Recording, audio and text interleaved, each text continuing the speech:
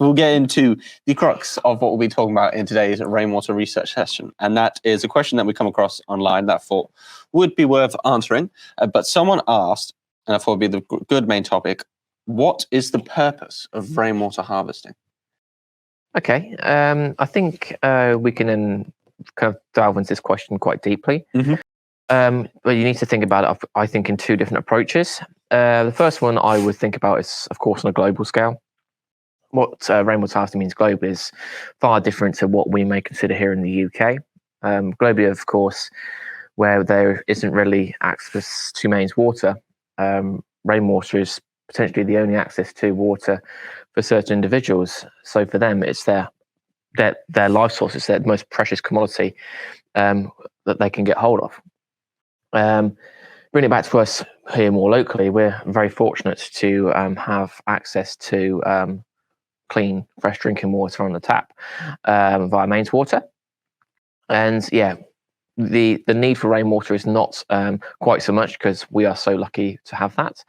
But we are, of course, coming into a period of time where urban developments and the industry of construction is growing so fast that all of the old systems that we have in place are coming very stretched in terms of the demand and how much we're utilising them, and we need to try and find other sources of water to help substitute from the excessive mains water that we use in our everyday lives for whatever it may be, for the different appliances, toilets, showers, you name it. We are very greedy, and it's kind of scary to think that if you were to like take a step back and go on a bit more of an adventurous holiday, like you go camping for a couple of weeks, or you go out go touring across Europe and don't have like access to a tap or a shower where you can just flip a valve and hey presto, you've got water. It kind of puts everything back into perspective.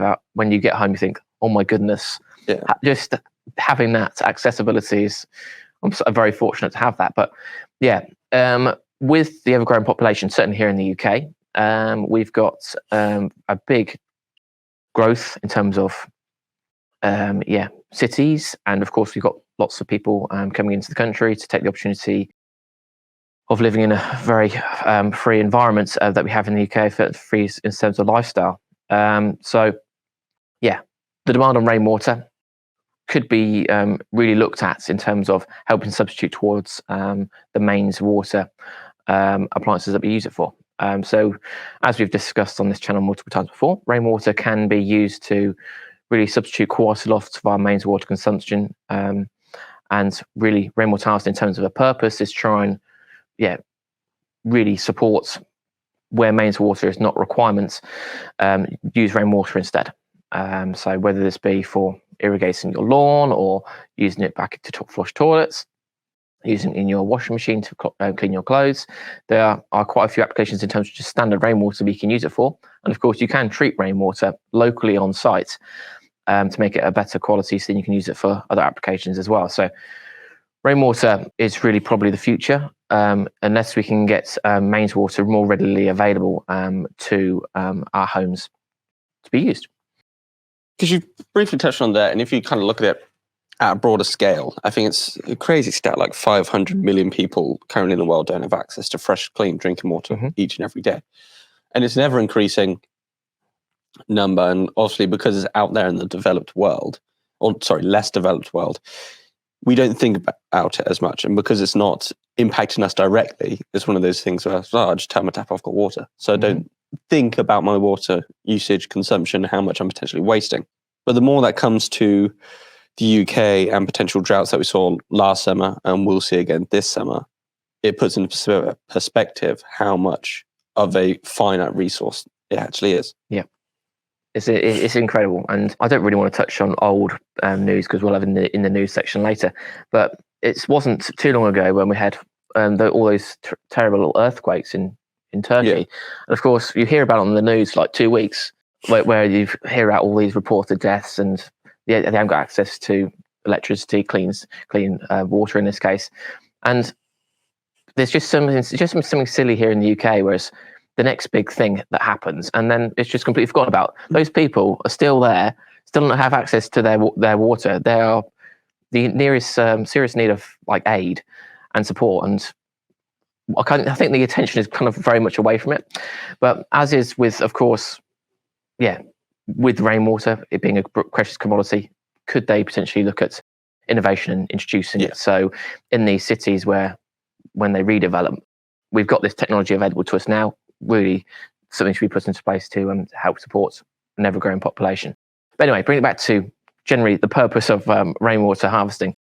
As you say, Callum, globally, it's so much more precious than it is more locally. But locally, we are getting more and more stretched in terms of how much more mains water we're using. So supplementing where we can. The use of rainwater instead of mains is really a good direction to take. Yeah, and we see it quite a lot, especially in the Thames Valley catchment, because we get the TV adverts for Thames Water. I've mentioned this previously. But the stats they throw up in terms of water wasted because of the pipe work is, I think it's like 1 billion litres of water a day or more is lost because of pipe work in the UK. And that is mains water. That's not even rainwater. It's not grey water. It's not like sewage. That is actual clean drinking water that we want to use for our consumption. And if we can substitute that, especially on domestic scale, for up to 50%, that's a huge saving. And if you look at it even bigger on a commercial scale, where more water is probably being used, where you can substitute up to 80, 90%, that's even huge. That's an even bigger saving that would reduce the amount of demand for mains water.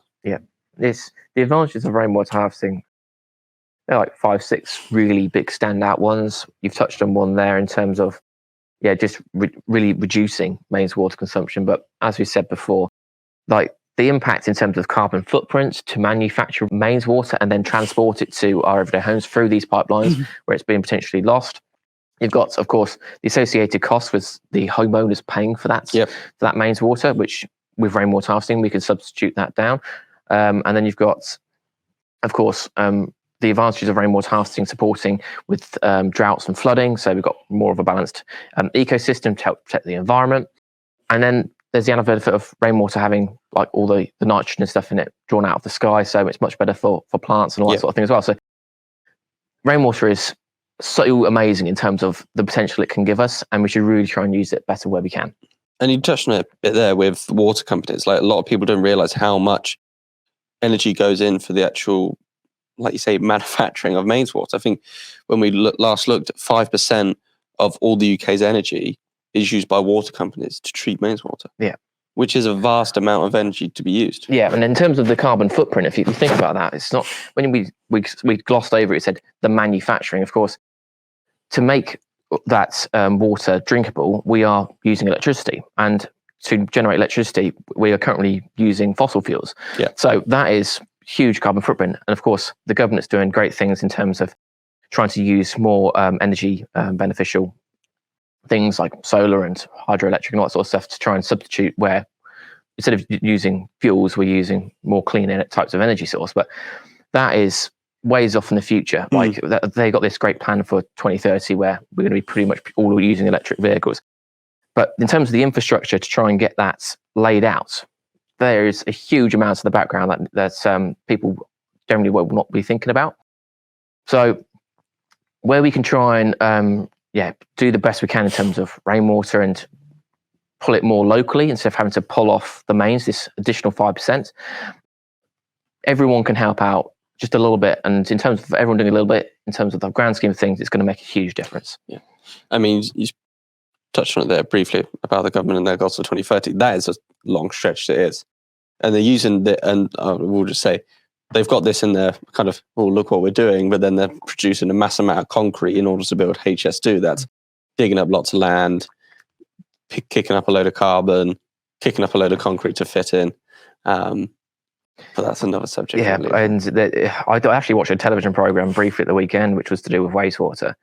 And you mentioned Thames, and I don't really like naming water companies. They do fantastic things, but the amount of things that go on that they have to do because there's just so much capacity that the old systems just can't look after it is absolutely insane and detrimental to the environment. So what people can do locally in terms of rainwater harvesting, wastewater treatment, it can make a huge difference in terms of the global impact and protecting the environment. Perfect. I think we've gone in quite a bit of detail, but hopefully that answers the purpose of rainwater harvesting and why we think people should incorporate it and why there should be support in order to as well. Because not only does it have has a positive impact to the people themselves, but has such a powerful impact on the environment going forward. Yeah. Perfect.